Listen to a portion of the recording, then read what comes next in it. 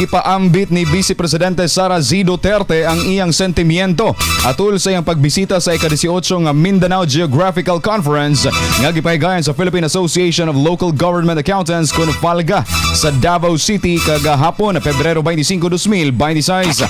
Atul sa iyang pagigpulong, wala matago sa bise ang iyang personal nga gibati ug matod pa malipay siya makadawat og imbitasyon nga dinhi sa Davao City ang panagtapok tungod mahatagan siya og higayon nga makauli sa ilang balay ug makita ang iyang inahan. Nahimong sentro sa iyang mensahe ang dakong pagpasalamat sa mga Dabawenyo nga misalig kaniya o kanila og mihatag kaniya og higayon nga makaserbisyo sa nasud. Gipadayag sab sa maong bise ang pagpasalamat sa iyang amahan nga si kanhi Presidente Rodrigo Roa Duterte sa mga Pilipino nga nihatag og mga pag-ampo og suporta bisan pa man og naa kini sa laing nasud. Sa katapusan ng mensahe ni VP Sara, nagpahinumdom nga bisan unsa pa man kataas ang imong naabot, ang pagbalik sa imong yutang na tawhan magpabilin gihapong usa ka espesyal nga butang.